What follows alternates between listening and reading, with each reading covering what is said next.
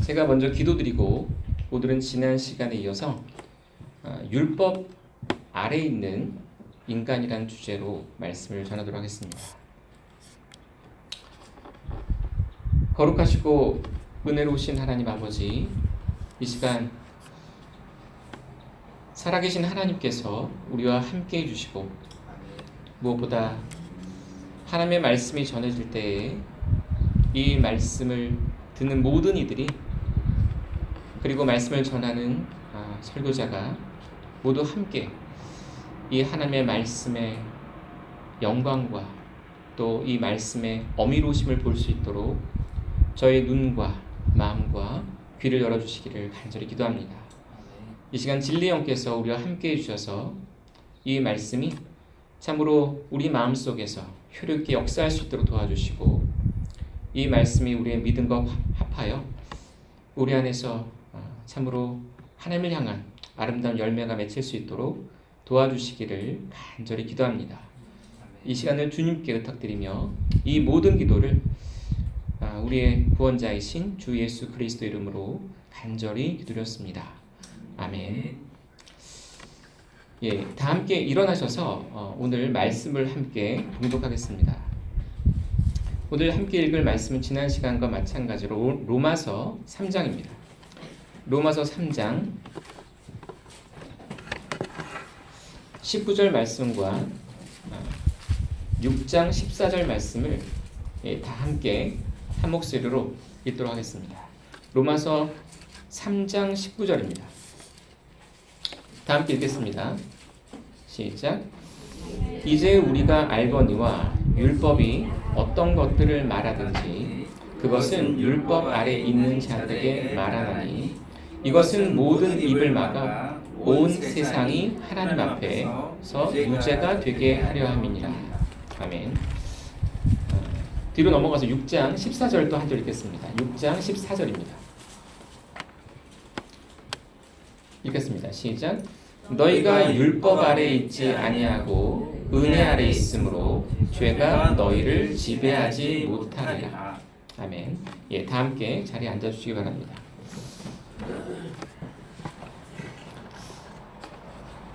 우리는 율법이라고 하는 사람들이 생각하기를 꺼리는 주제를 계속 살펴보고 있습니다. 사람들은 법에 대해서 그 법이 중요하고 필요하다는 것을 알지만 법을 공부하거나 법에 대해 관심을 기울이는 것은 별로 원하지 않는 것처럼 보여집니다. 왜냐하면 법을 자세히 들여다보면 들여다볼수록 자신의 삶 속에서 그 법을 위반한 일들이 드러나기 때문입니다. 사람들은 법을 살펴보기보다는 자신에게 즐거움을 주고 재미를 주는 일에 관심이 쏠려 있습니다. 그럼에도 불구하고 우리는 사람들이 살펴보기를 꺼리는 이 율법을 살펴보아야만 합니다.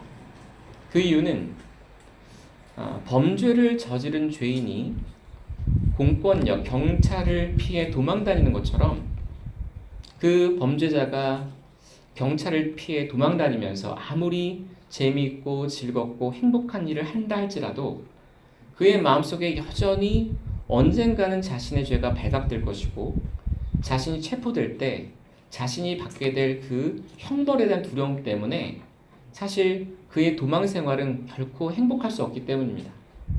마찬가지로 이 세상 사람들은 하나님을 피해서 도망다니고 있는 범죄자 같습니다. 사람들은 하나님의 눈을 피해서 자신이 좋아하는 일들을 추구하면서 열심히 살아갑니다.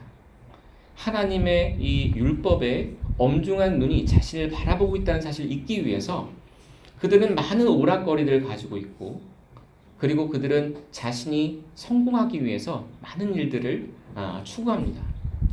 그럼에도 불구하고 사람들이 그렇게 재미와 오락과 자신의 성공을 추구함에도 불구하고 사람들은 행복하지 않습니다. 아무리 돈을 많이 가지고 있는 사람도 그 사람의 삶을 들여다보면 진정한 행복은 없어 보입니다. 왜냐하면 돈 많은 사람들도 불행하고 마약과 여러 가지 정신성 의약품을 통해서 자신의 마음에 있는 슬픔과 불행함을 달래고자 약을 의존하는 것을 보기 때문입니다.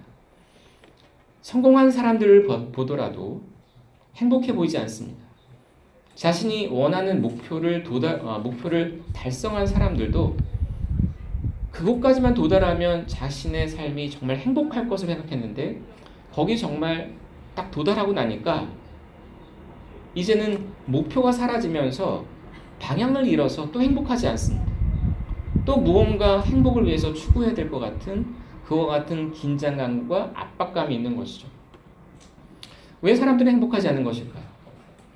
왜 사람들은 자신이 목표하는 바를 달성하더라도 진정으로 마음이 영원토록 기쁘지 않은 것일까요?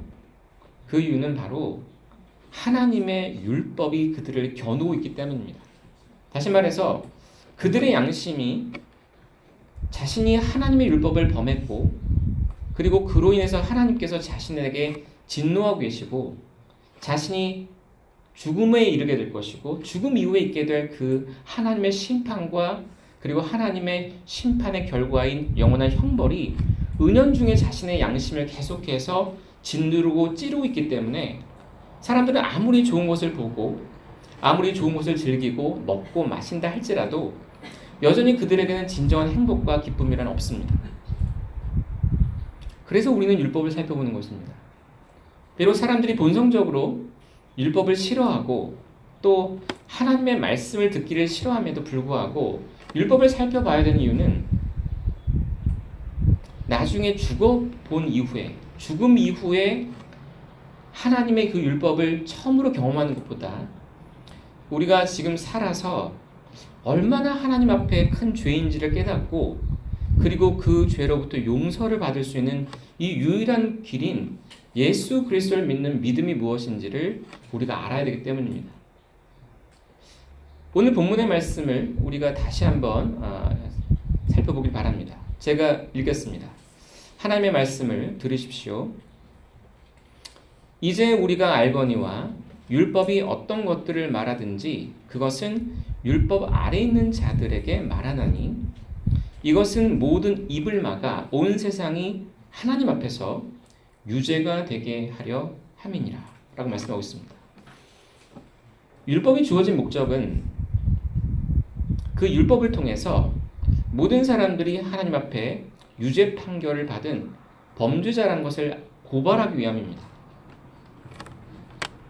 사람들이 율법을 알지 못할 때는 자신이 그래도 괜찮은 사람이고 나름대로 양심을 따라 사는 선량한 시민이라고 생각합니다. 그러나 율법이 오게 되면 자신의 참모습이 그 율법이란 거울에 비춰집니다. 사람이 거울을 보기 전에는 자신의 얼굴이 얼마나 더러운지 추한지 알 수 없는 것처럼 하나님께서 우리의 영혼의 거울로 주신 이 율법의 거울 앞에 자신의 양심과 영혼을 비춰보지 않은 사람은 자신의 마음이 얼마나 부패하고 더럽고 오염됐는지를 알지 못합니다. 율법은 온 세상 사람들의 입을 막아서 하나님 앞에서 자신이 유죄라는 것을 인정하게끔 하시려 주신 것입니다. 그래서 우리는 이 하나님의 말씀을 통해서 내가 왜 죄인인지, 내가 어느 정도까지 죄인인지, 그리고 내가 하나님 앞에 유죄 판결을 받았다는 것이 무슨 의미인지를 알아야 합니다. 유죄 판결을 받는다는 것은 우리가 관념상으로 그냥 우리의 생각 속에서 일어난 일이 아니라 우리가 세상의 법정에서 공정하고 위험 있는 법정에서 어떤 죄인이 사형 판결이 선고되고 판사의 이 판결봉이 탕탕탕 쳐질 때 그 의미는 그 피고와 죄인에게는 그냥 관념적인 문제가 아니라 자신의 생사가 달린 문제입니다. 이 판결이 내려지고 이 판결봉이 3번 내려쳐지게 되면 그 사람은 이제 정말 사형을 당하게 될 운명에 처해지는 것입니다. 그 사람이 그것을 원하든 원하지 않든 이제 사형 집행일이 되면 그 사람은 죽게 되는 것이죠. 이 세상의 법정조차도 그렇게 권위를 가지고 판결을 내릴 때 그 죄수를 사형시킬 수 있는 권한이 있는데 하나님의 법정에서 유죄 판결을 받는다는 것은 얼마나 두려운 일입니까? 하나님이 여러분을 향해서 너는 유죄다라고 판결하시고 너의 죗값을 네가 반드시 지불하게 될 날이 올 것이라고 선언하신다면 그것은 그 사람에게 정말로 두려운 일이 아닐 수 없습니다. 왜냐하면 하나님은 이 세상 법정처럼 사형제도를 폐지하시는 일이 없기 때문입니다. 우리나라는 사형제도가 명목적으로 있지만 사형을 집행하지는 않습니다. 세상이 그런 추세로 가고 있는 것이죠. 그러나 하나님의 법정은 사형제가 있습니다. 그것도 무시무시한 둘째 사망이라고 하는 영원한 사망이라는 형벌을 판결을 집행하는 그와 같은 사형제도가 여전히 존재합니다. 저는 여러분에게 오늘 왜 사람들이 하나님 앞에서 유죄 판결을 받았는지에 대해서 좀 말씀을 드리고자 합니다. 성경은 계속해서 인간이 하나님 앞에서 유죄 판결을 받은 존재라고 말씀합니다. 다시 말해서 모든 사람이 율법 아래 있다고 말씀하는 것이죠. 율법의 지배와 율법의 통치 아래 있으며 율법이 그들에게 자신의 권위를 행사할 때가 온다고 말씀합니다. 9절을 보겠습니다. 사도 바울이 9절에서 로마인들에게 이렇게 말합니다. 그러면 어떠하냐? 우리는 그들보다 나으냐? 결코 아니라 우리는 앞에서 유대인들과 이방인들을 검증하여 그들이 다 죄 아래 있음을 입증하였느니라. 지금 사도 바울은 로마서 1장과 2장에서 모든 사람을 두 부류로 분류하면서 이방인과 유대인, 유대인과 이방이라는 두 가지 분류로 나누면서 유대인이나 이방인이나 이 세상 모든 사람들이 하나님 앞에서 다 죄를 지었고 유죄 판결을 받은 사람이라고 입증했습니다. 죄 아래 있다는 것은 유죄 판결을 받아 그 죄값을 지불할 때가 온다는 것을 말씀하는 것이죠.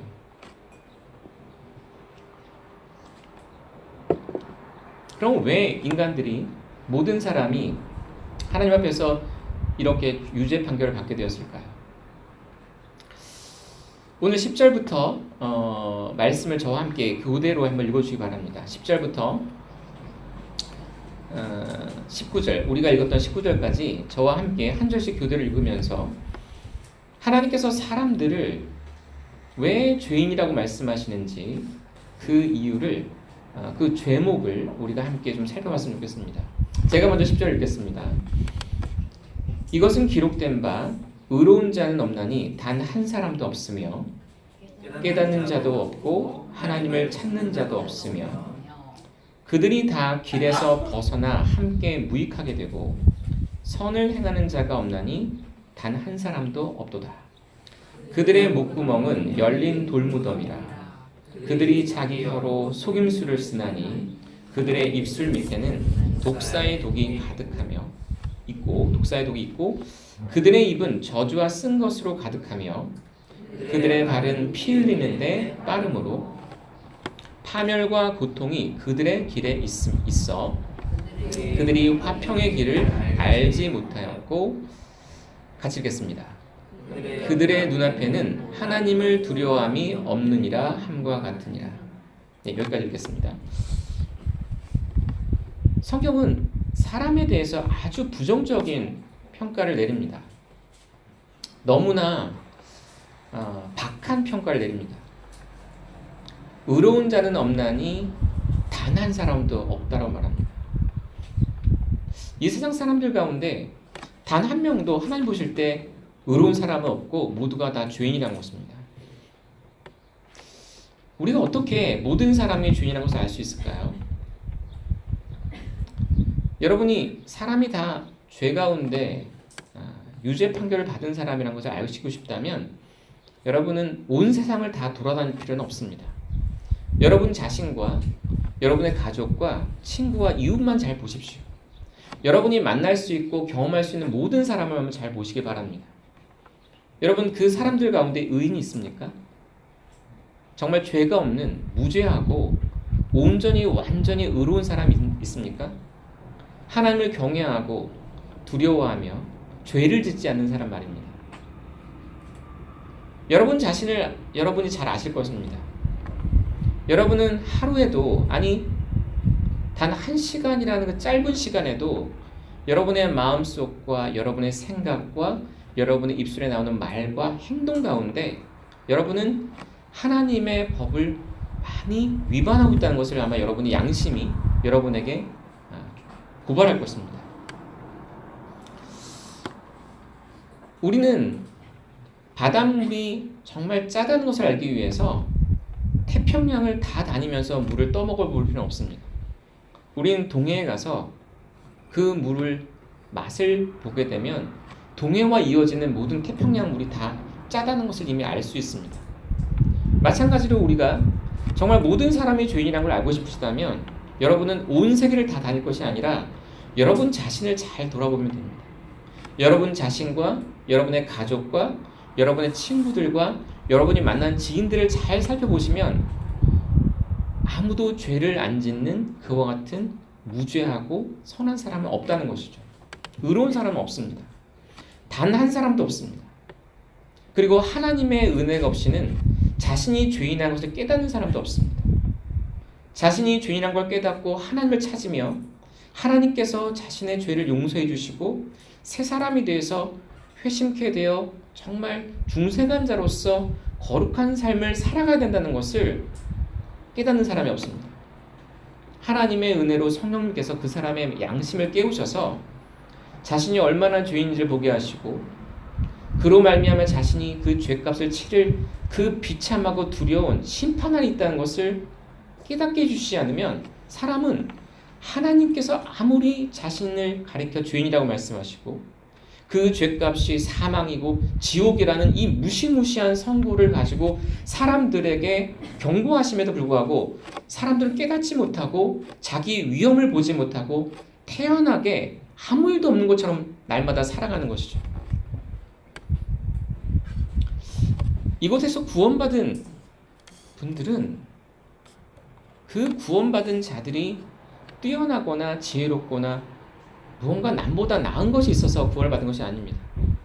똑같이 죄인이었고 깨닫지 못하고 무지함 가운데 어둠 가운데 있던 우리에게 하나님께서 은혜로 찾아오셔서 우리 양심을 깨우시고 우리의 눈을 열어주시고 우리가 하나님 없이는 살 수 없는 비참한 죄인이며 예수 그리스도께서 우리를 위해 죽으신 그 십자가의 구속이 얼마나 영광스러운 구원인지를 볼 수 있는 눈을 열어주셨기 때문에 우리가 믿음으로 구원을 받고 하나님을 섬기게 된 것이죠. 처음부터 자기 능력으로 하나님을 찾는 사람은 없습니다. 모든 사람은 다 길에서 벗어나 있습니다. 사람들은 하나님이 정하신 율법보다 자신이 원하는 자신의 욕구와 욕망이 이끄는 대로 죄를 더 사랑하고 길을 떠납니다. 그래서 길을 잃은 양처럼 하나님께서 행복이라고 말씀하시는 길을 따라 걷기보다는 자신 안에 있는 욕망을 따라 걸으면서 고통과 파멸의 길을 걸어갑니다. 16절 말씀처럼 파멸과 고통이 그들의 길에 있어 라고 말씀하는 것이죠. 여러분, 하나님을 떠나서는 행복이 있을 수 없습니다. 하나님을 사랑하고 하나님의 법을 사랑하며 그 거룩한 길을 걷는 것 외에는 결코 행복이란 있을 수 없습니다. 왜냐하면 하나님께서 그렇게 정하셨기 때문입니다. 하나님은 이 거룩하고 좁은 길을 떠나게 되면 파멸과 고통이 있게 만드셨습니다. 그래서 여러분이 여러분의 삶 속에서 파멸과 고통과 어떤 비통함을 경험하게 되실 때 그 원인은 대부분 여러분이 하나님의 말씀에서 벗어났기 때문입니다. 물론 성경은 욥과 같이 의로운 자가 하나님의 뜻을 따라 걸음에도 불구하고 하나님이 그를 낮추시고 겸손케 하시며 그 사람 안에 있는 죄가 무엇인지를 더 밝히 드러내시려고 섭리적으로 의인을 고난 가운데 두시기도 합니다. 그러나 이 세상에서 대부분의 일들은 죄 때문입니다. 자신이 하고 싶은 대로 자신이 마땅히 해야 될 일이 아니라 자신의 기분대로 자신이 하고 싶은 대로 욕망과 욕구를 따라가는 그 결과가 자신에게 아주 비통한 슬픔과 고통으로 다가오는 것이죠. 육에게 심는 자는 육으로부터 썩을 것을 거두게 되는 것이고, 성령에게 심는 자들은 성령으로부터 생명과 평안을 거두게 되는 것입니다. 모두가 다 길에서 벗어났습니다. 모두가 죄를 범하여 하나님의 영광에 이르지 못하는 그와 같은 비참한 상태에 이르게 된 것입니다. 이와 같은 삶은 참으로 하나님 앞에 무익한 삶이고 악한 삶이며 죄악된 삶입니다. 하나님께서 모든 사람의 삶을 이렇게 공통적으로 죄 아래 있다고 선언하셨습니다. 몇몇 사람만이 아니라 아무도 예외 없이 이 땅에 아담의 후손으로 태어나는 모든 사람은 다 죄 아래 태어나고 모두가 죄를 짓고 그 많은 죄 가운데서 하나님을 대적하는 그와 같은 반역자의 길을 걷고 있는 것이죠. 그러면서 하나님께서는 사람들이 죄인이라는 것을 좀 더 구체적으로 이 말씀을 통해서 고발하십니다. 고발이라기보다는 정죄하시고 죄를 들춰내십니다. 세상의 법정에 가게 되면 죄가 있다고 여겨지는 피고가 자리에 있고 검사가 그 피고의 죄를 판사 앞에서 어떻게 보면 열거합니다. 무슨 죄를 지었는지, 그리고 이 사람이 그 죄로 인해서 어떤 형벌을 받아야 될지를 검사가 기소합니다. 자, 13절부터 나오는 15절까지 말씀은 한 사람도 예외 없이 모든 사람에게 보편적으로 있는 그와 같은 기소 내용입니다. 죄목인 것이죠. 자, 첫 번째, 하나님께서는 말씀을 통해서, 율법을 통해 사람들을 이렇게 고발하십니다. 그들의 목구멍은 열린 돌무덤이다. 모든 사람의 목구멍은 열려있는 돌무덤이다. 이 돌무덤은 입구를 돌로 막아놓지 않으면 그 안에 썩은 시체들 냄새가 바깥으로 진동하는 그와 같은 끔찍한 상황이 나타납니다. 여러분, 팔레스타인은 굉장히 더운 지방입니다. 그렇기 때문에 이 아주 시체가 썩을 때 그 냄새가 악취를 풍깁니다.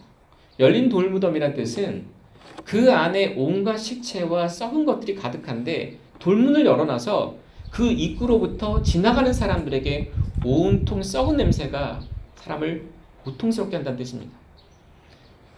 사람의 이 마음이 부패하여서 사람의 이 목구멍, 다시 말해서 사람이 입을 열 때 입냄새 정도가 아니라 우리의 마음으로부터 나오는 그 악한 말들과 어떤 악한 표현들, 이 언어가 참으로 썩은 냄새를 진동케 한다는 것이죠. 하나님은 사람을 고발하실 때, 사람의 죄를 들춰내실 때 첫 번째로 하나님께서는 사람의 말을 통해서 그를 죄인이라고 말씀하십니다. 그들은 자기 혀로 속임수를 쓰고 그들의 입술 밑에는 독사의 독이 있고 그들의 입은 저주와 쓴 것으로 가득하며. 오늘 이 본문의 말씀을 보게 되면 하나님은 사람을 이렇게 고발하실 때 구체적으로 죄목을 하나하나 말씀하시지 않습니다. 왜냐하면 사람마다 다 하는 말과 표현이 다 다를 수 있기 때문이죠. 그러나 공통적인 것은 사람들의 혀가 거짓되는 것입니다. 여러분은 이 정죄에 대해서 변명할 수 있는 능력 있으십니까? 여러분의 혀는 정직하십니까? 정말 여러분의 혀는 자신의 잘못에 대해서 정말 있는 그대로 인정하십니까? 여러분은 다른 사람을 평가할 때 정말 완벽하게 공정한 저울을 가지고 평가하십니까? 여러분이 누군가에 대해서 말을 할 때, 다른 사람에 대해서 뒤에 가서 다른 사람을 말할 때 여러분은 그 사람에 대해서 정말 한치의 치우침도 없이 공정하고 정직하게 그 사람에 대해서 온전한 진실말을 말하십니까? 그렇지 않습니다. 여러분이 만약에 다른 사람에게서 가서 대화를 할 때 여러분 자신의 어떤 잘못을 고백할 때 보면 여러분은 여러분의 잘못을 공정하게 다루기보다는 여러분의 어떤 입장에서 여러분에게 유리하게 여러분의 잘못과 어떤 죄는 최대한 줄이고 상대방의 잘못과 어떤 죄에 대해서는 최대한 또 늘려서 말하는 그와 같은 편파성이 여러분 안에 있다는 것을 보게 될 것입니다. 팔이 안쪽으로 붙는다는 이 속담은 보편적인 모든 사람에게 적용되는 것입니다. 나에 대해서는 우호적이지만 남에 대해서는 굉장히 예리하고 날카롭게 죄를 찾아내고 지적하고 책망하고 꾸질 수 있는 사람이 바로 우리들입니다. 우리의 혀는 속이는 것에 능통합니다. 다시 말해서 우리의 혀는 아주 거짓말에 능숙합니다. 그러면서도 우리는 나는 그래도 나름대로 정직하고 양심적이라고 생각하죠. 그렇지 않습니다. 또한 우리의 입술 밑에는 독사의 독이 있다고 말씀합니다. 여러분 독설이란 말 들어보셨습니까? 어떤 사람이 독설을 내뱉는다는 말을 하죠.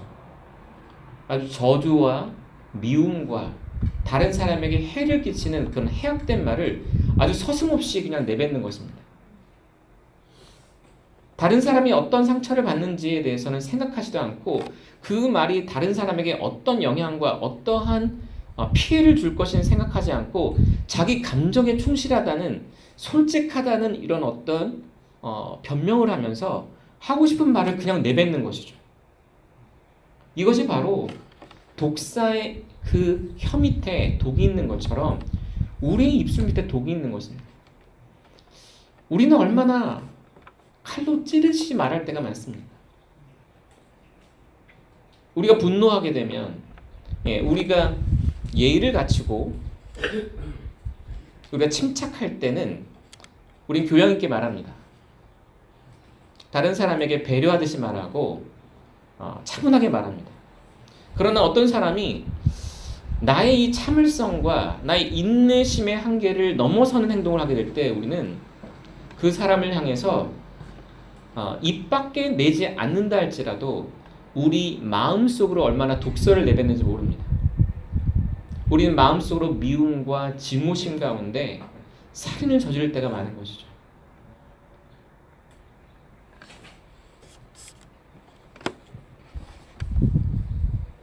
성경은 그들의 입은 저주와 쓴 것으로 가득하다고 말합니다.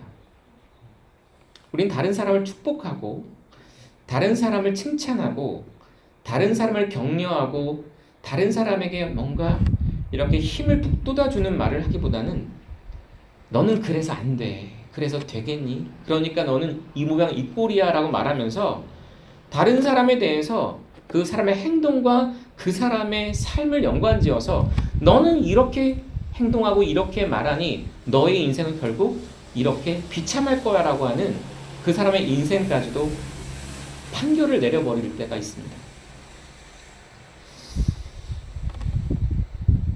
성경은 우리가 죄인인 이유는 우리의 혀와 입술과 우리의 입이 죄인의 입과 혀와 입술이기 때문입니다. 우리 혀와 입과 입술이 죄인인 이유는 바로 우리 마음이 바로 더럽혀진 부패한 죄로 오염됐기 때문입니다. 뿐만 아니라 우리는 말로만 죄를 짓는 것이 아닙니다. 성경은 우리는 말을 할 뿐만 아니라 실제로 행동을 통해서도 죄를 짓게 빠른 사람들입니다. 15절을 같이 읽겠습니다. 같이 읽겠습니다. 시작. 그들의 발은 피 흘리는 데 빠름으로.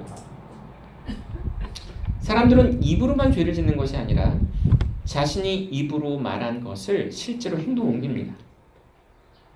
성경에서 발을 의미하는 것은 발이 상징하는 것은 발은 행동입니다. 우리의 행위를 가리키는 것이죠. 우리의 행동과 삶의 어떤 길입니다.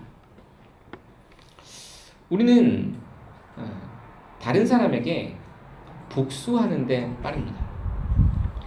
내가 누군가 상처를 받거나 모욕을 당하면 우리는 그 분노를 절대 참지 못합니다. 반드시 욕으로 갚아주든지 아니면 내가 한 대 맞았으면 만약에 내가 그 사람보다 힘이 세다면, 그리고 내가 그 사람과 비등한 어떤 힘이 있다면 가서 나는 2대를 때려주고 싶은 마음을 갖는 것이죠. 우리는 절대 우리가 받은 피해나 상처에 대해서 그냥 넘어가지 않습니다. 반드시 그것을 갚아야만 우리의 화병이 내려가는 것이죠. 만약에 우리가 그걸 참고 넘어가면 그 사람을 볼 때마다 마음속에 우라가 치밀어서 속병이 생기고 그 스트레스 때문에 정신적으로도 위험해질 만큼 우리는 복수하는 것을 우리는 본성처럼 여기는 사람들입니다. 이 입이 타락했고 행동이 타락한 결과는 너무나 분명한 명확한 결과를 가져오게 됩니다. 여러분, 이 세상을 한번 보십시오. 여러분이 살아가는 가정을 한번 생각해 보십시오. 여러분의 가정이 정말 화목하고 사랑과 기쁨이 넘치는 가정이라면 여러분의 가정은 틀림없이 구원받은 성도의 가정일 것입니다. 그러나 만약에 가족 가운데 구원받지 못한 사람이 다수고, 아예 모두가 구원받지 못한 사람의 가정이라면 그 가정은 파멸과 고통이 가득할 것입니다. 서로 말로 상처를 주고 받아치고 아주 날카로운 말을 가지고 사람들의 마음을 찌르는 그와 같은 말로 서로 엄청난 말로 상처를 주며 거기서 나아가 폭력과 주먹질과 어떤 폭행을 통해서 가정이 고통과 파멸이 가득하게 될 것입니다. 물론 사람들은 교양과 다른 사람의 이목 때문에 그와 같은 걸 최대한 억제합니다. 말도 억제하고 행동도 억제하려 하죠. 그러나 그들이 아무리 그것을 억제한다 할지라도 어느 때인가 불쑥 그것이 나와서 사람들의 그 가정을 파괴하고 그 사람들의 가정 속에 있는 구성원들을 상처 입게 하고 우울하게 하고 고통받게 하는 것입니다. 여러분이 만약에 이 세상에서 일어나는 사건 사고들을 살펴보신다면 우리는 그 뉴스를 통해서 이 세상이 얼마나 고통스러운지를 보게 됩니다. 사람들이 얼마나 이 죄로 인해서 고통받고 있는지, 그리고 이 세상이 얼마나 죄로 인해서 파멸을 향해 가고 있는지, 살인과 폭력과 성폭력과 그리고 속임수와 사기와 온갖 사람들이 그로 인해서 피눈물을 흘리면서 고통받는 것을 여러분은 보실 수 있습니다. 고통받는 피해자뿐만 아니라 그 고통받은 피해자의 가족들을 생각해 보십시오. 파멸과 고통을 우리는 날마다 경험하면서도 이 파멸과 고통이 어디서부터 시작됐고 무엇 때문인지를 사람들은 관심이 없는 것이죠. 사람들은 화평의 길을 알지 못합니다. 이 화평의 길이 바로 복음입니다.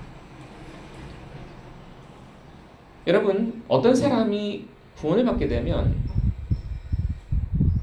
그 사람은 화평의 아들이라 불려집니다. 다시 말해서 어떤 가정에 한 사람이라도 정말 구원받게 되면 그 사람은 그 가정에 화평의 길을 전하는 전도자가 됩니다. 왜냐하면 그 사람은 화평의 길을 알기 때문이죠. 화해의 길을 알고, 그래서 이 갈등과 분쟁과 반목과 전쟁과 싸움 속에 들어가서 그 자기가 속한 가정과 그 사회를 화평으로 인도하는 그와 같은 화평케 하는 자라는 이름을 갖게 됩니다. 왜냐하면 그 사람은 화평의 길을 알기 때문이죠. 그런데 세상은 화평의 길을 알지 못합니다. 다시 말해서 예수 그리스도를 알지 못합니다. 예수님께서 우리에게 하나님과의 화평을 주러 오셨습니다. 이 죄가 끔찍하고 파괴적인 이유는 바로 하나님과 인간 사이를 파괴하기 때문입니다. 하나님이 모든 생명과 행복의 근원이신데 그 하나님과의 관계를 단절시켰으니 사람이 이 세상에서 행복을 얻을 길은 없는 것입니다.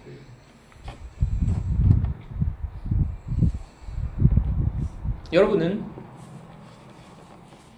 우리의 첫 조상인 아담과 하와가 죄를 지었을 때 그들의 삶 속에 일어난 큰 변화를 기억하실 것입니다. 아담과 하와가 죄를 지었을 때 그들은 에덴 동산이라고 하는 낙원에서 추방당했습니다. 에덴 동산은 단순히 먹을 것이 많은 곳이 아닙니다.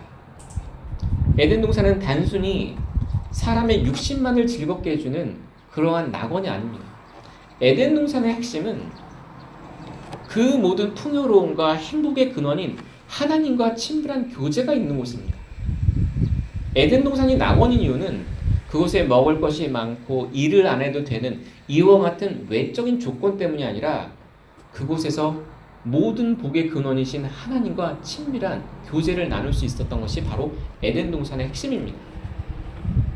생명이신 그 하나님과의 교제는 하나님으로부터 모든 좋은 것들이 흘러오기 때문에 그 하나님으로부터 모든 생명의 나무와 또 그 생명의 강들과 그리고 그 나무의 모든 먹기 좋은 모든 풍요로운 것과 수고하지 않아도 되고 고통을 받지 않아도 되는 이와 같은 모든 행복한 조건들이 바로 하나님과 함께 있을 때 주어지는 부수적인 행복인 것입니다. 만약에 하나님과의 관계가 단절돼 버리면 하나님과 함께 연결되어 있던 그런 모든 풍요로움도 이제 다 사라지는 것입니다. 많은 사람들이 에덴 동산에서 추방되어 신낙원, 낙원을 잃어버렸다는 것에 대해서 생각할 때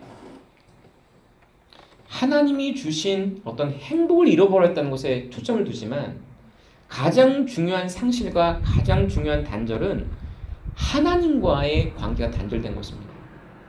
더 이상 죄인이 하나님을 두려움 없이 만날 수가 없게 되었습니다. 하나님께서는 낙원, 에덴 동산의 이 주변을 둘레를 화염검이라고 하는 불타는 검이 사람들이 접근하지 못하도록 막았고 그리고 하나님의 임재를 상징하는 그룹들이 사람들이 오면 죽이겠다고 그들을 위협하였습니다. 죄가 가져온 것은 바로 낙원을 잃게 한 것뿐만 아니라 하나님과의 관계를 단절시킨 것입니다. 다시 말해서 하나님과 원수가 된 것입니다. 하나님이 사람이 다가올 때 너는 죄인이야 라고 말씀하시면서 너는 내게 그냥 오게 되면 내가 너를 죽일 수밖에 없어 라고 위협하시는 것이죠. 너는 죄인이기 때문에 그 죄의 문제를 해결하기까지는 나에게 평안이 나올 수 없다고 하나님이 말씀하시는 것입니다. 그래서 성경은 죄인된 사람들이 하나님과 원수되었다고 말하고 죄인된 사람들은 하나님의 반역자라고 말하고 하나님의 원수인 마귀 편에 서서 하나님을 향해 이런 반역의 칼을 든 그와 같은 반역자의 무리에 속한 자들이라고 말씀하는 것입니다. 하나님과의 관계가 이렇게 단절되고 하나님과 원수되며 등지는 상황이 됐을 때 사람은 생명을 잃게 됐고 행복을 잃게 됐고 모든 삶 속에서 고통과 슬픔과 고생을 겪게 된 것이죠. 하나님께서 우리에게 화평의 길을 주셨습니다. 이 길은 우리가 노력해서 만든 길이 아니라 하나님께서 친히 우리를 위해서 예비하신 길입니다. 그래서 복음입니다. 하나님은 우리에게 죄인인 네가 나와 화목하기 위해서 네가 노력하는 것이 아니라 너가 나와 화해할 수 있도록 내가 너를 위해서 모든 것을 예비해 두었다 말씀하십니다. 여러분, 복음서에서 예수님께서 자신의 아들의 혼인잔치를 위해서 모든 잔치의 음식을 예비한 어떤 왕에 대해서 들어보셨습니까? 왕이 자신의 아들을 위해서 잔치를 예비하고 사람을 초대했습니다. 그 왕은 사람들에게 그냥 있는 모습 그대로 다른 어떤 것도 준비하지 말고 오라 이렇게 말씀하셨습니다. 잔치가 다 준비되었고 예비되었으니 그냥 몸만 마음만 가지고 오라 이렇게 말씀하셨습니다. 근데 사람들은 뭐라고 말했죠? 저는 소를 샀기 때문에 그 소를 시험해 보러 가야 합니다. 저는 땅을 샀는데 그 땅을 갈아야 되지 않겠습니까? 온갖 핑계를 대면서 사람들이 오지 않았습니다. 사람들은 하나님과 자신들이 원수되어서 하나님의 진노와 율법의 저주가 자신들 머리 위에 이렇게 쏟아질 위험성이 있음에도 불구하고 눈이 멀고 무지해져서 저는 바쁩니다라고 말합니다. 저는 교회 나갈 시간도 별로 없고 성경을 읽을 시간도 없고 특히 말씀을 들으러 일주일에 여러 번 교회 나올 시간도 없습니다. 왜냐하면 저는 공부해야 되고 집안일을 해야 되고 직장일을 해야 되고 어떤 직장에서 성공하기 위해서 바쁘게 저는 일을 해야 된다고 사람들 말하는 것이죠. 그러면서 스스로 사람들이 열심히 노력하지만 그들의 삶에 화평은 없습니다. 여러분 정말 여러분이 정직하게 한번 말씀해 보십시오. 여러분 정말 마음에 화평이 있습니까? 정말 넘치는 평강이 있나요? 여러분의 마음에 걱정과 근심이 사라진 정말 넘치는 그와 같은 평강이 있다고 말할 수 있습니까? 여러분의 마음에 불안함이 없습니까? 미래에 대한 걱정과 염려가 없습니까? 여러분의 인생의 노후와 여러분의 미래에 대해서 걱정과 근심이 여러분을 짓누르지 않습니까? 만약에 여러분이 정직하게 내 마음에 걱정과 근심과 불안이 많습니다고 말한다면 여러분은 아직 화평의 길을 잘 알지 못한다고 인정하셔야 합니다. 하나님께서 우리에게 화평의 길을 보여주셨습니다. 다시 말해서 하나님과 우리가 화해할 수 있는 길을 열어주셨습니다. 근데 이 길은 우리가 노력한 것이 아니라 하나님이 은혜로 주시는 길입니다. 오직 우리에게는 믿음만을 요구하십니다. 오직 믿기만 하면, 두려워하지 않고 믿기만 하면 내가 너로 하여금 내 아들을 통해서 나와 화평케 할 것이고, 그리고 너희 마음에 넘치는 평강과 평안이 너희 마음에 기쁨과 위로를 주게 할 것이라고 약속하시는 것입니다. 자, 한 장을 넘겨서 로마서 5장으로 가보겠습니다. 자, 로마서 5장입니다. 로마서 5장 1절과 2절을 다 함께 한 목소리 읽도록 하겠습니다. 같이 읽겠습니다. 시작. 그러므로 우리가 믿음으로 의롭게 되어 우리 주 예수 그리스도를 통해 하나님과의 화평을 누리는도다.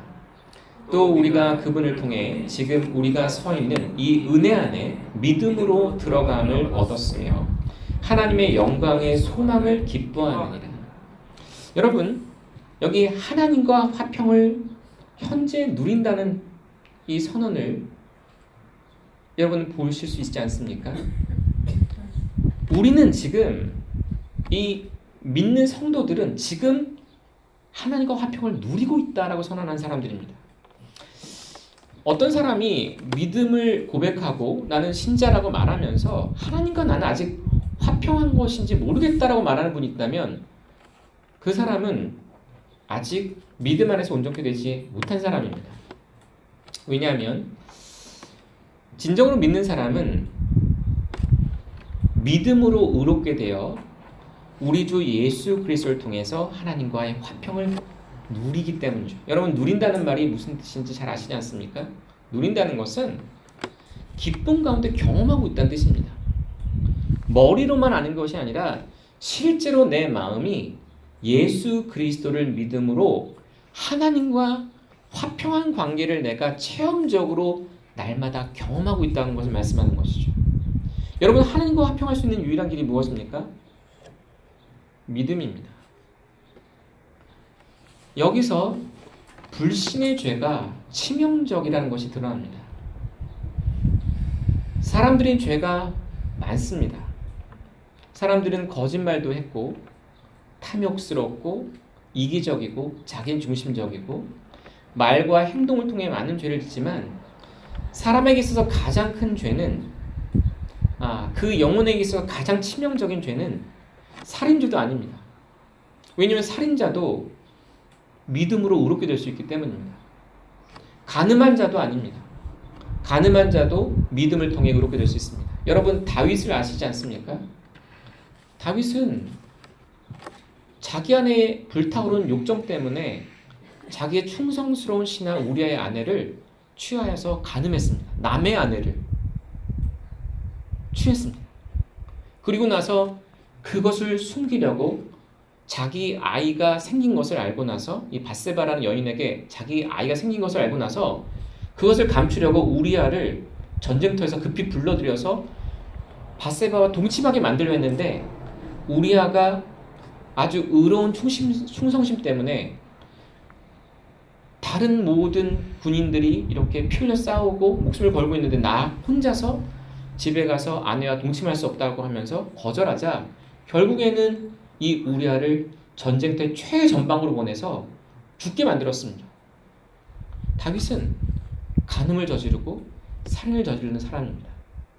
그럼에도 불구하고 다윗은 회개했고 그리고 용서를 받았습니다.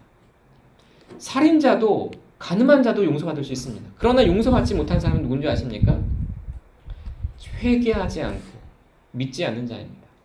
자기 죄를 인정하지 않고 자기 죄를 회개하지 않고 예수님께서 우리에게 제공하시는 이 놀라운 구원을 어린애같이 받아들이지 않는 자는 자기 죄값을 자기가 반드시 지불하게 되는 것이죠. 여러분 잊지 마십시오.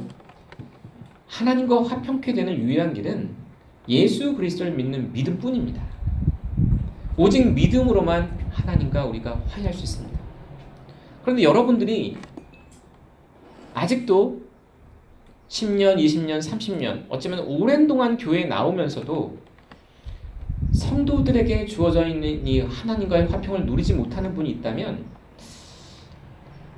여러분들은 무언가 여러분 안에 큰 문제가 있다는 것을 깊이 인식하셔야 합니다. 이 믿음에 있어서 큰 어떤 결여사항, 결핍이 있는 것입니다. 여러분 아마 이렇게 말씀하실지도 모르겠습니다. 내가 믿지 않는 것도 아닌데 믿는 것도 아닌 것 같아. 이런 분이 여기 있을 수 있습니다. 내가 정말 믿음이 난 없다고 말할 수는 없는데 그렇다고 정말 난 믿음이 있다고 말할 수도 없는 것 같아. 뭔가 경계선에 서 있는 사람들이 있습니다. 다시 말해서 믿음으로 넘어와야 되는데 항상 양다리를 믿음과 불신의 양다리를 걸치고 있는 사람이 있습니다. 특히 교회에 오래 다닌 분들 가운데 그런 분들이 있습니다. 교회는 빠짐없이 나오고 그리고 교회에 나와서 말씀을 들으면서 감동도 받고 이해도 하는 것 같은데 이 하나님과 화평을 얘기하면 이게 뭐지? 하는 분들이 있습니다. 진정으로 구원받은 사람은 이 하나님과의 화평이 무엇인지를 체험적으로 아는 사람들입니다. 하나님과 화평이 무엇인지 체험적으로 모르는 사람들은 자신이 정말 믿는지를 돌아봐야 합니다. 정말 자신이 제가 조금 전에 예를 들었던 것처럼 항상 이 경계선에 서서 구원으로 넘어오지도 않고 그렇다고 세상으로 완전히 넘어가서 떠나지도 않으면서 계속해서 양다리를 걸치고 있는 상태가 아닌지 돌아봐야 합니다. 여러분 그와 같은 양다리 회색주의 상태에 있는 사람에게는 평안이 있을 수 없습니다. 항상 불안정하고 항상 불안할 수밖에 없습니다. 왜냐하면 성경은 오직 믿는 자에게만 평안을 약속하기 때문이죠.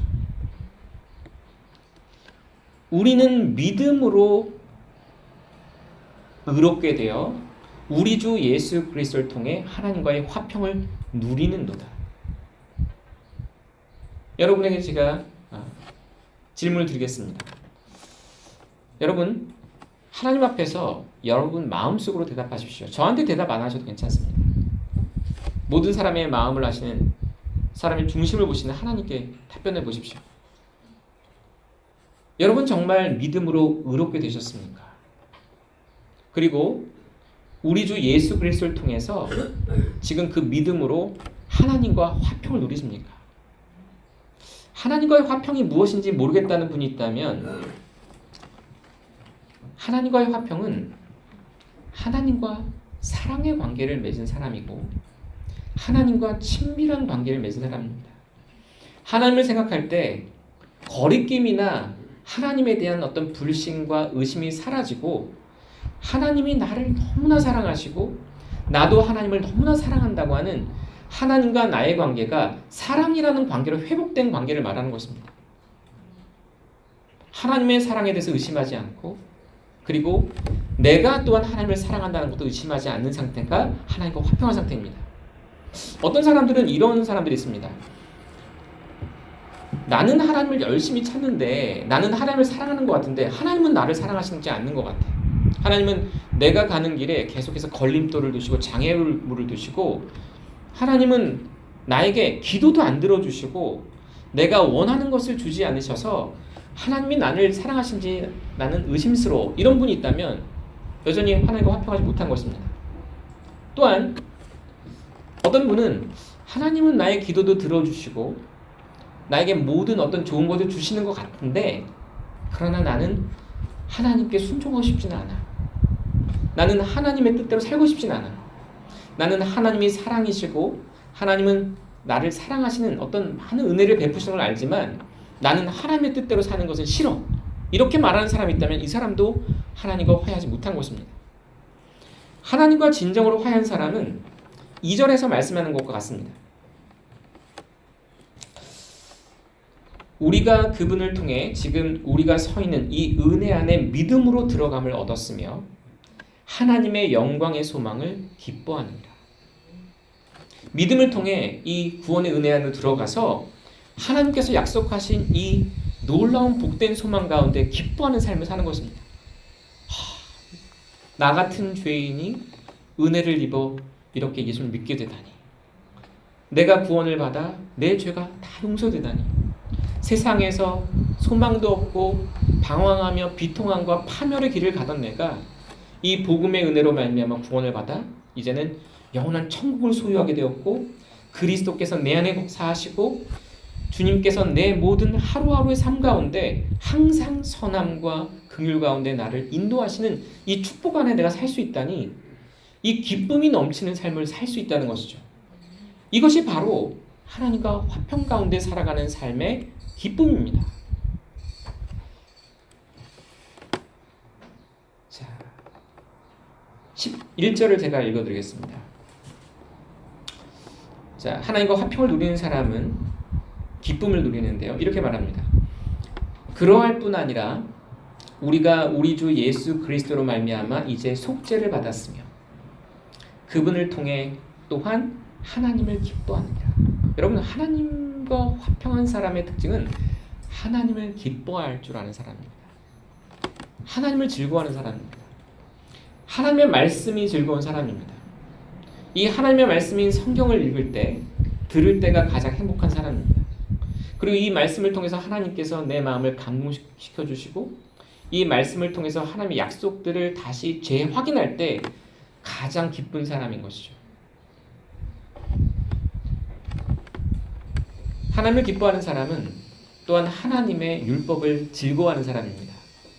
여러분, 시편 1편을 기억하십니까? 복 있는 사람은 주의 율법을 즐거워하여 밤낮으로 묵상하는 자로다. 복 있는 자는 주의 율법을 즐거워하여 밤낮으로 그것을 묵상하는 자로다. 하나님과 화평한 사람은 하나님의 법을 사랑합니다. 율법을 사랑하게 됩니다. 그래서 여러분이 정말 하나님과 화해했는지를 아시고 싶다면 이 리트머스 시험지를 가지고 여러분을 테스트해 보셔야 합니다. 나는 정말 하나님을 기뻐하는가? 나는 하나님의 율법을 즐거워하는가? 나의 삶 가운데 정말 나는 이 하나님의 율법을 배우고 이 율법을 마음을 다해 실천하는 것이 나의 삶의 정말 가장 큰 즐거움인가? 이것을 돌아보셔야 합니다. 자, 그런데 율법 아래에 있는 사람은 절대 이 율법을 기뻐할 수가 없습니다. 왜 그런지를 한번 보겠습니다. 갈라디아서 3장으로 한번 가보겠습니다.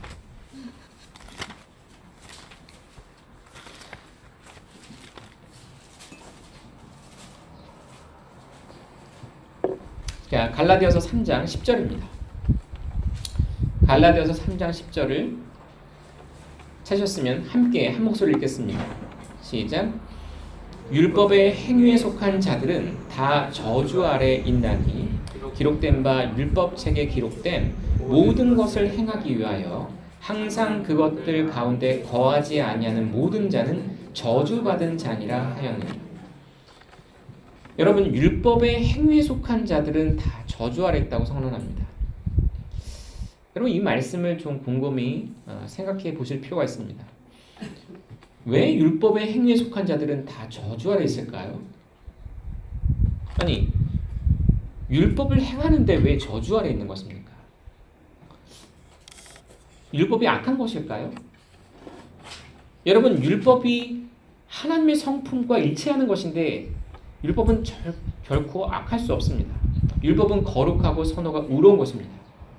그럼 율법의 행위가 악한 것입니까?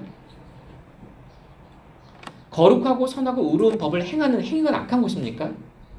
왜 율법의 행위에 속한 자가 왜 저주 아래 있는 것일까요? 여러분, 누군가 여러분에게 이렇게 질문을 한다면 여러분 뭐라고 대답하시겠습니까? 하나님이 율법을 주셨고 율법을 행하라고 명령하시지 않으셨습니까? 그런데 왜 율법의 행위에 속하게 되면 저주 아래 있는 것입니까?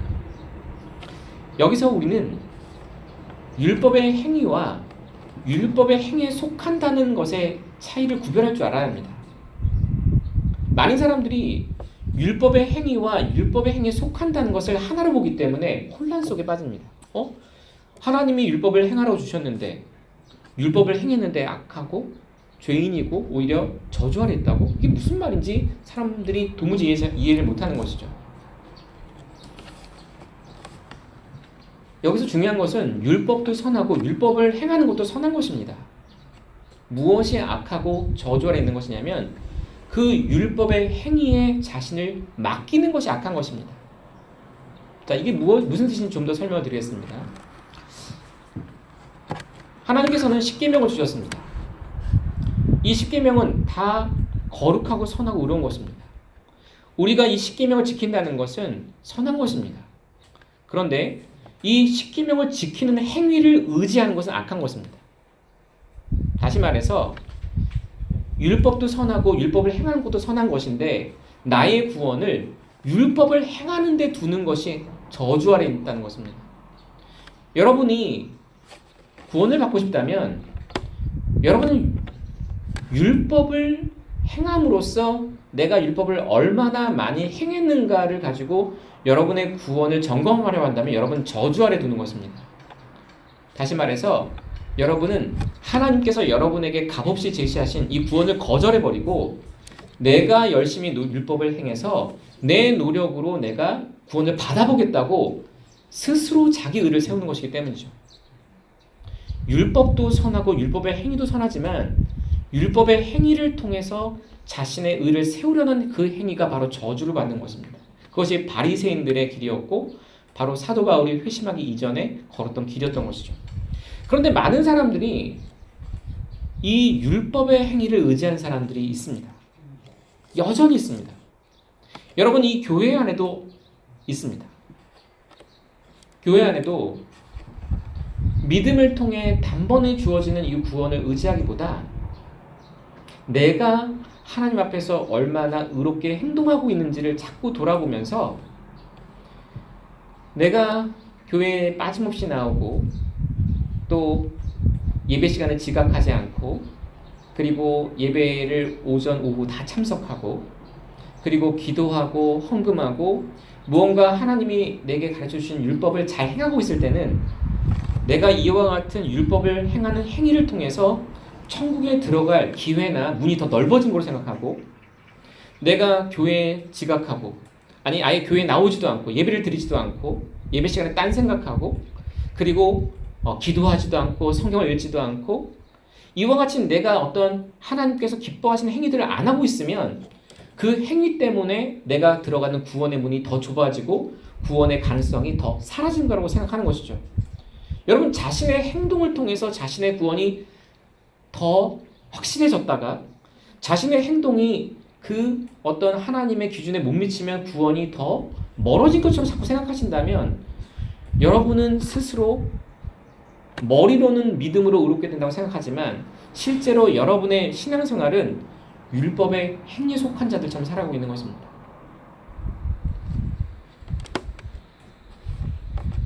여러분은 율법의 행위에 속한 자가 아닙니까? 율법을 행함으로써 그것을 의지해서 하나님께 무언가 좀 더 은혜를 받을 자격을 준비해야 된다고 생각하지는 않습니까?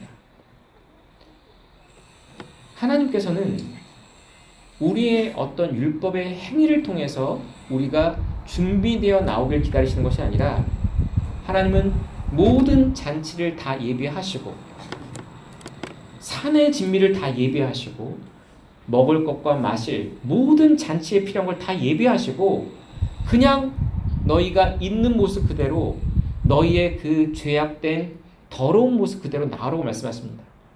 스스로 노력해서 나를 조금 깨끗하게 얼굴도 좀 씻고 옷도 좀 빨고 해서 깨끗한 모습으로 나오는 것이 아니라 그 모습 그대로 나올 때 예수 그리스도의 보혈을 통해 우리를 깨끗하게 씻어주시고 그리고 믿음 가운데 우리를 의롭게 하셔서 우리로 하여금 이 의의 옷을 입혀주셔서 이 탕자가 돌아왔을 때 목욕을 시키고 새 옷을 입히셨던 것처럼 회개하고 돌이킬 때 예수님을 통해 죄를 씻어주시고 예수님을 통해서 의의 옷을 입혀주셔서 우리로 하여금 그 천국 백성으로 살아갈 수 있는 이 놀라운 영광스러운 모든 필요를 제공해 주시다고 약속하십니다.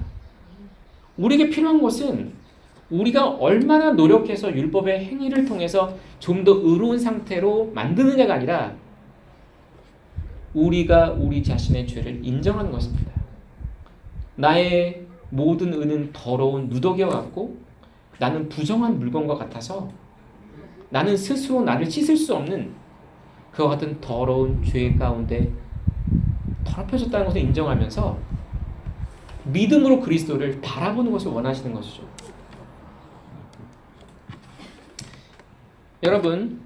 여러분이 이러한 율법의 행위에 속한 자라면 저는 여러분에게 줄 위로가 없습니다. 왜냐하면 율법 아래 있는 자는 저주밖에 없기 때문입니다. 율법 아래에서 율법의 행위를 의지하는 한 여러분은 저주 아래 있습니다. 왜냐하면 여러분은 하나님의 율법의 조항 가운데 한 조항도 예외 없이 다 지켜야 될 의무를 짊어지기 때문입니다.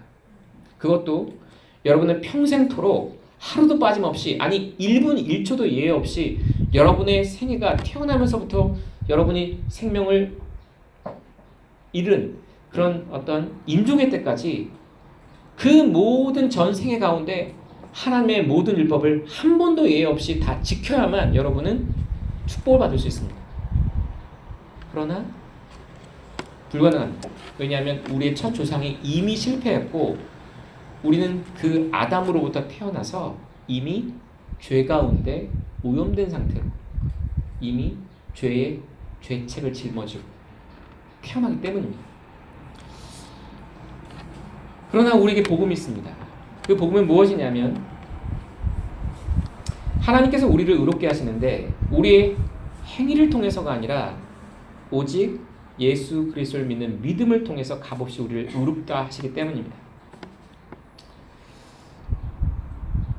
그러나 하나님의 눈앞에서는 아무도 율법으로 의롭게 되지 못할 것이 분명하니 의인은 믿음으로 살리라 하였느니라. 의인은 믿음으로 살리라 하였느니라. 여러분 잘 들으십시오. 의인은 믿음으로 사는 것입니다. 오직 믿음만이 우리를 의롭게 하는 유일한 길입니다. 어떻게 믿음이 우리를 의롭게 하는 것일까요? 여러분 우리가 믿는 믿음이 그렇게 대단한 공로가 돼서 그런 것일까요? 나는 믿고 너는 안 믿으니 내 믿음이 나를 의롭게 하는 대단한 공로다 이렇게 말할 수 있는 것일까요? 그렇지 않습니다. 이 믿음은 그 자체가 공로가 되는 것이 아니라 이 믿음은 하나님의 선물을 받아들인 손일 뿐입니다. 여러분 하나님께서 우리에게 구원을 베푸실 때 우리가 그 구원을 받습니다. 이 손이 한 일이 무엇이죠? 하나님이 값없이 주시는 선물을 내가 받기 위해 손을 내민 것 뿐입니다. 이 손은 나를 구원하는 구원의 능력이 없습니다. 그러면 무엇이 나를 구원하는 것일까요? 하나님께서 우리에게 주신 은혜가 나를 구원하는 것입니다. 그 은혜가 무엇일까요? 13절입니다. 갈라디아서 3장 13절을 같이 읽겠습니다. 시작. 그리스도께서 우리를 위해 저주가 되사 율법의 저주에서 우리를 구속하셨으니 기록된 바 나무에 달리는 모든 자는 저주받았느니라 하였느니라. 여러분 율법에 속한 자들은 다 저주받은 자들입니다. 율법 아래 있는 자들은 다 저주받은 자들입니다. 왜냐하면 그 율법을 스스로 전부 지켜서 구원, 생명을 얻을 능력이 없기 때문이죠. 그러나 우리를 위해 예수님께서 오셨습니다. 하나님의 아들께서 죄 많은 사람의 모습으로 오셨습니다. 하나님의 아들께서 우리와 똑같은 육체를 입고 오셨습니다. 하나님께서 사람이 되셨습니다. 참 사람이자 하나님이신 그분께서 우리를 위해 대신 저주가 되셨습니다. 여러분, 이 말씀이 무슨 의미인지 아십니까? 우리가 받아야 될 그 죄의 형벌과 율법의 저주와 하나님의 진노와 지옥의 그 끔찍한 고통을 예수님께서 대신 십자가에서 당하셨다는 것입니다. 그리스도께서 우리를 위하여 저주가 되사 율법의 저주에서 우리를 구속하셨습니다. 여러분, 그리스도인은 더 이상 지옥을 두려워하지 않습니다. 그리스도인은 더 이상 죄의 형벌을 두려워하지 않습니다. 그리스도인은 더 이상 하나님의 진노를 두려워하지 않고 그리스도인은 더 이상 율법을 어겼다는 그 율법의 저주도 두려워하지 않습니다. 그 이유는 무엇인지 아십니까? 예수 그리스도께서 나를 위해 대신 저주를 받으셨기 때문입니다. 십자가에서 저주를 받으셨기 때문에 그 예수님이 흘리신 피로 내 죄가 용서되었고 내 죄값이 지불되어서 더 이상 나는 하나님께 빚을 지지 않은 사람이 되었습니다. 내가 갚은 것이 아니라 내가 내 행위로 율법을 행해서 조금씩 갚아간 것이 아니라 일시불로 예수 그리스도께서 사람이 되셔서 십자가 위에서 그 몸을 우리의 죄에 대한 허물로 내어주실 때 예수님께서 그 십자가에서 자신의 혼을 우리의 죄로 인한 허물로 바치실 때 예수님께서 지옥의 형벌과 하나님의 진노와 율법의 저주를 그분께서 몸소 다 당하실 때 그 모든 그분의 고난과 흘리신 피와 그분의 죽음이 우리의 모든 죄값을 지불하고도 남을 그렇게 보배롭고 가치 있고 귀한 것이었다는 것이죠. 이것을 믿는 자에게는 그 진리를 믿는 자에게는 값없이 그 모든 저주와 죄의 형벌과 하나님의 진노가 사라지게 되는 것입니다. 오직 믿음을 통해서 단번에 값없이 은혜로 베푸시는 것이 구원입니다. 여러분, 구원을 받고 싶지 않으십니까? 여러분, 언제까지 그렇게 파멸과 고통의 길을 걷고 싶으십니까?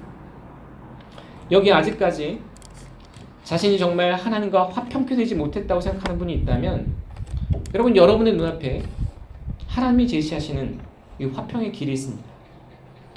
예수 그리스도께서 자신을 화해함물로 내어주사 우리를 위해 열어놓으신 새롭고 산 길이 있습니다. 그리스도의 육체가 찢겨짐으로 열린 구원의 길이 있습니다. 여러분, 그 찢겨진 그리스도의 그 살을 통해 지성소에 계신 하나님을 배워야 합니다. 예수님의 피를 의지해서 하나님께 나아가셔야 되는 것이죠.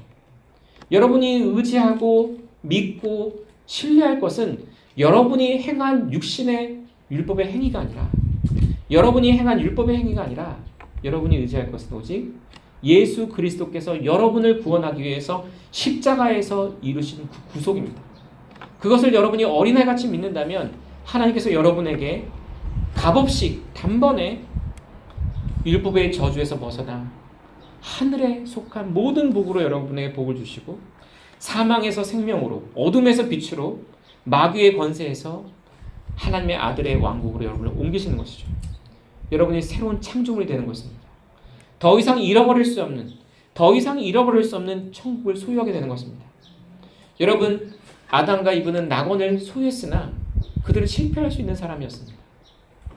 그들은 죄를 짓고 낙원에서 추방되는 그와 같은 어떤 불안정한 상태에 있었지만 둘째 아담이신 예수 그리스도께서는 우리에게 그와 같은 불안정함을 허락하지 않습니다.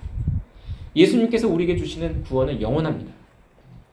예수 그리스도를 믿는 그 믿음은 그를 일시적으로 구원하는 것이 아니라 그를 영원토록 구원하여 내가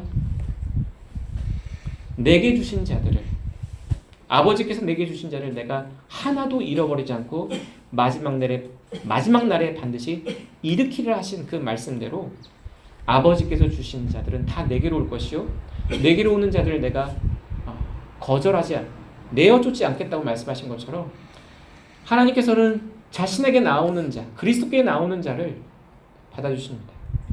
여러분, 지금 성령께서 여러분의 마음에 역사하지 않으십니까? 여러분의 마음에 여러분 자신을 의지하는 것은 이제 무익한 것이고, 자기를 신뢰하는 것은 결국 저주받은 것이고, 오직 예수 그리스도 한 분만을 의지하는 것이 여러분을 구원할 수 있는 유일한 길이라는 것을 여러분 안에서 확신을 주지 않으십니까? 만약 성령께서 여러분의 마음에 역사하신다면 그 역사를 따라 예수 그리스도를 바라보십시오. 십자가에 못 박히신 바로 그분이 바로 여러분을 위해, 당신을 위해 십자가에 대신 죽임을 당하신 구원자심을 바라보고 구원을 받으십시오. 하나님은 지금도 즉각적인 은혜의 구원을 베풀 수 있습니다. 마지막으로,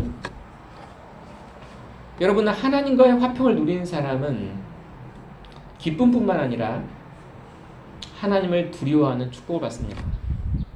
다시 말씀을 가겠습니다. 말씀 로마서 3장 18절입니다. 로마서 3장 18절입니다.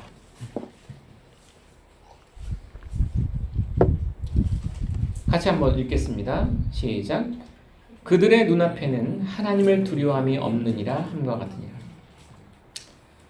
자, 죄인의 길에는 화평이 없고 파멸과 고통뿐입니다. 그러나 화평의 길을 아는 자, 다시 말해서 하나님과 화합게 된 사람은 하나님을 두려워하는 마음이 그 안에 들어옵니다. 죄인과 믿지 않는 자, 율법의 행위에 속한 자와 은혜 아래 있는 자의 차이가 이것입니다. 우리가 로마서 6장 14절에 읽는 것처럼 너희는 율법 아래 있지 않고 은혜 아래 있으니 죄가 너희를 지배하지 못하리라.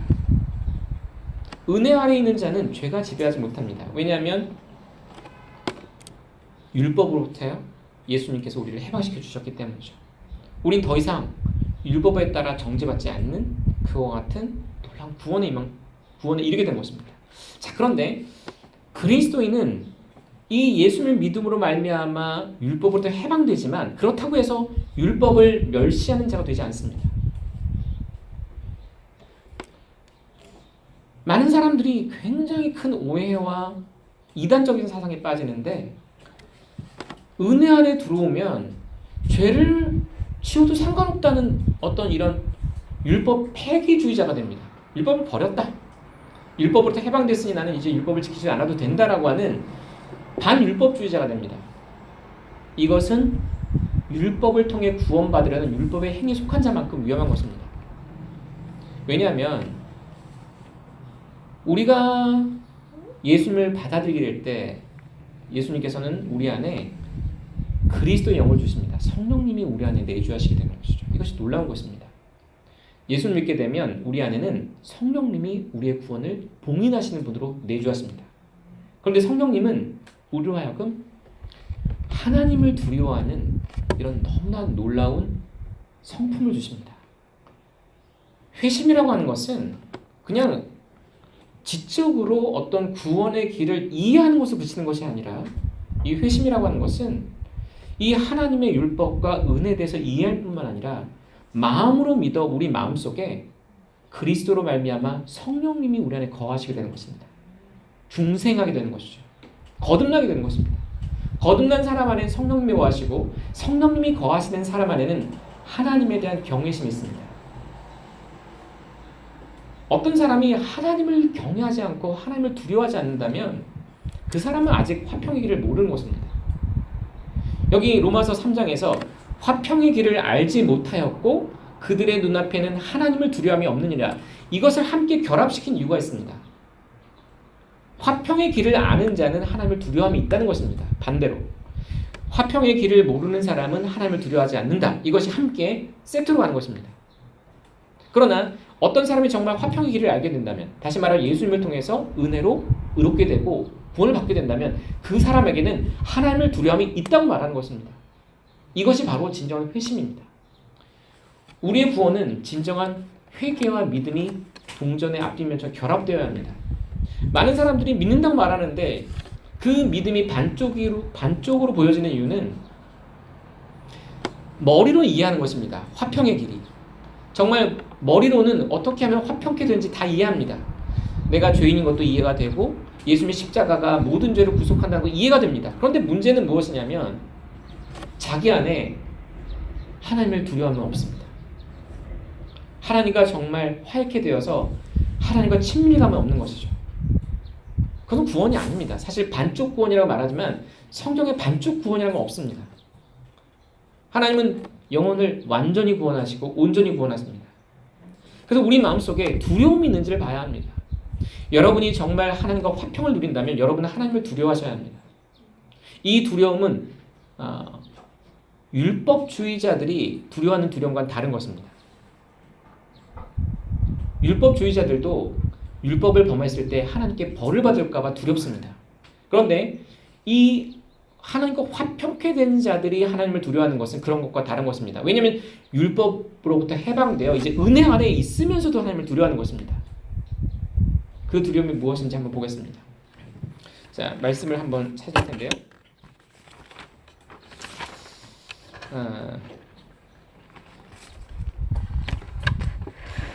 예레미야서 말씀을 가겠습니다. 32장입니다. 예레미야 32장.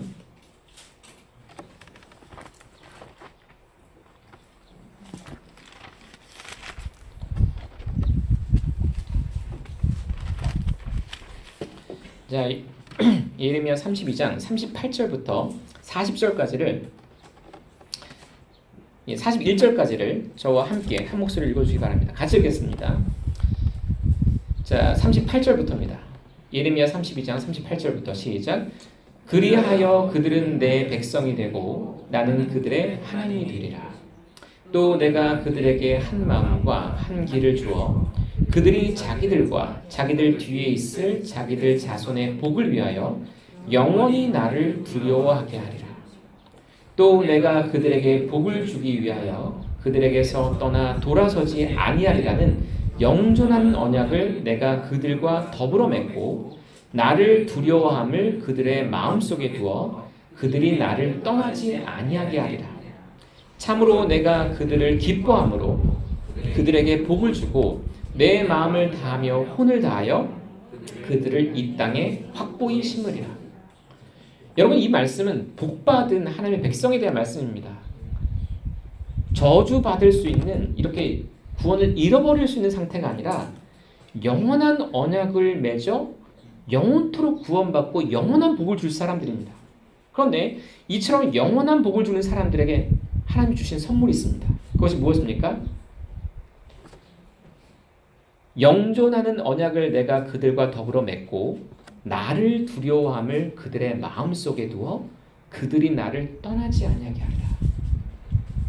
여러분, 구원받은 사람 안에 주어진 선물이 있는데 그것은 하나님을 두려워하는 마음입니다. 그런데 이 두려움은 하나님이 무서워서 하나님께로부터 도망치는 두려움이 아닙니다. 아담은 하나님의 음성을 들었을 때 자기가 죄를 지었기 때문에 숨어버렸습니다. 무화과 나뭇잎으로 자기를 가리고 숨어버렸죠. 그러나 이 두려움은 하나님을 경외하면서 하나님을 사랑하여서 사랑하는 하나님, 거룩하신 하나님을 슬프시게 하거나 그분의 이름을 모욕당하게 하기를 두려워하면서 자신의 죄로 인해서 겸손하게 주님을 의지하면서 하나님을 섬기고자 하는 자원하는 마음입니다. 여러분 안에 이 마음이 있으십니까? 하나님을 두려워하고 사랑하는 마음.